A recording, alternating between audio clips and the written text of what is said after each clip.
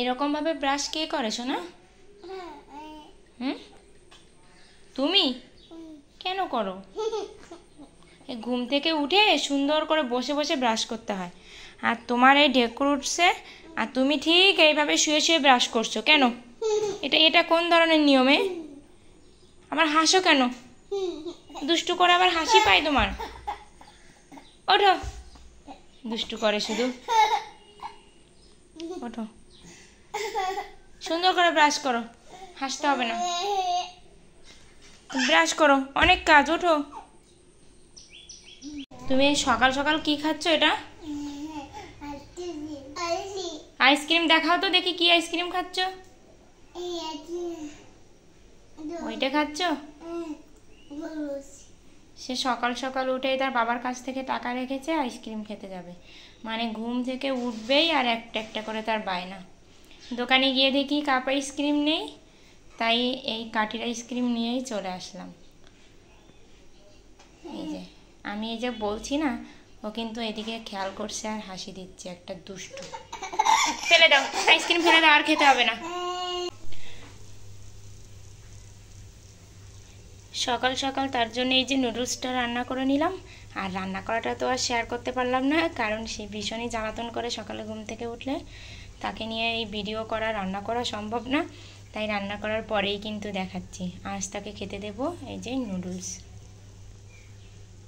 না এই যে হ্যাঁ করো, হ্যাঁ করো। কি খাচ্ছ? কেমন রান্না? ভালো হয়েছে? সত্যি মজা? আমার রান্না অনেক ভালো। ও বাবা, মজা? ওই ওই মজা। ও তাহলে খেয়ে নাও এবার। খাওয়ার পরে যদি এরকম রিভিউ পাওয়া যায় তাহলে কিন্তু রান্নাতে একটু বেশিই মন এসে যায়।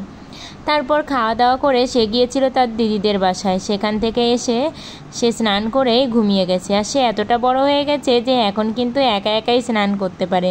গাটা মুছলেও সে মাথাটা মুছতে পারে না, সেটা আমাকেই করে দিতে হয়। তারপর তাকে ঘুম পাড়িয়ে আমি দুপুরের রান্নাটা করছিলাম। আর আজ দুপুরে কিন্তু দুটো মজার মজার খাবার ছিল। মানে অনেকেই হয়তো বা এটা ভালো মাইন্ডে নেয় না, এটা হচ্ছে মুরগির সেট, যেটাকে বলে মুরগির লটপটি। মানে মুরগির চামড়া, পা, তারপর গলা, লিভার, এগুলো।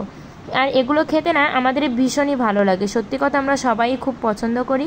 আর সোনাবুড়ো তো সব কিছু খায় না, ও এর ভিতরে একটু কলিজাটা খাবে, একটু একটু মাংস খাবে, এতেই ওর পেটটা ভরে যায়। তাই তো ভাবলাম যে আমার এই ইজি রেসিপিটা আপনাদের সাথেও শেয়ার করি।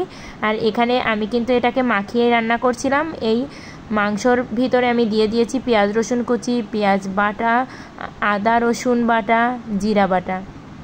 এই উপকরণগুলো দিয়েই আমি রান্না করব।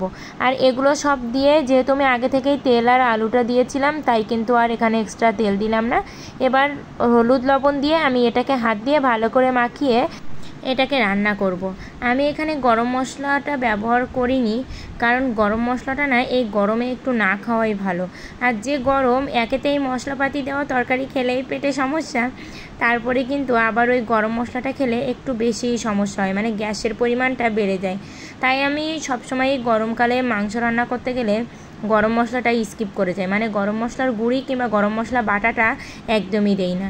দিলে হয়তো বা গরম মশলার ভিতর থেকে মানে সব কিছু আস্তে আস্তে গোটা গোটা কিছু দিয়েই রান্নাটা করি।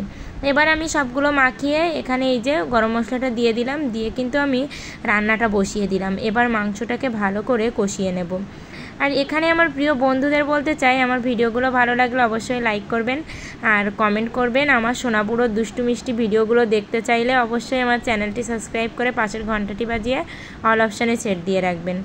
আর আশা করি সবাই আমাদের সাপোর্ট করবেন, ভালোবাসা দিবেন। আমার সোনাবুড়োর ভিডিওগুলো আপনাদেরও ভালো লাগবে, আপনারা একটু দেখবেন।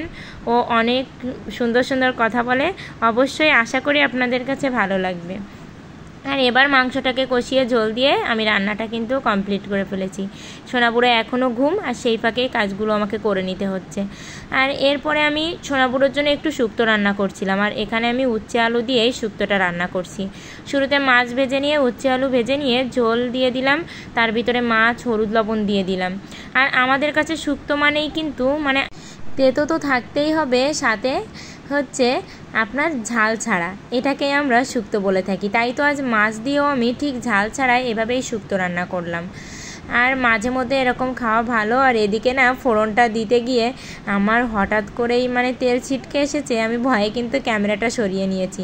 আর আমি না এক হাতে ফোন ধরে আরেক হাত দিয়ে রান্না করি, ভিডিও করি, অনেকটা কষ্ট করে এই ভিডিওটা আপনাদের শেয়ার করি। তারপরে তো আবার ধরুন আমার একটা বাচ্চা আছে, ওর জ্বালাতনে তো পুরো মানে কিছুই করা যায় না, এতটা দুষ্টু।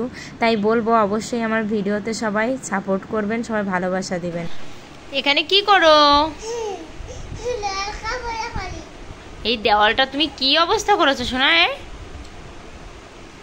কি আঁকাচ্ছ?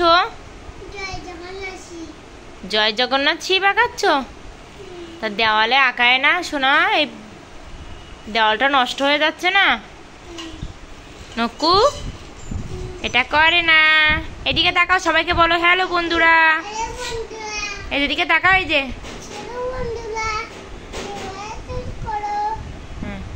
সবাই লাইক করেন, সাবস্ক্রাইব করেন, সবাই ভালো থাকেন।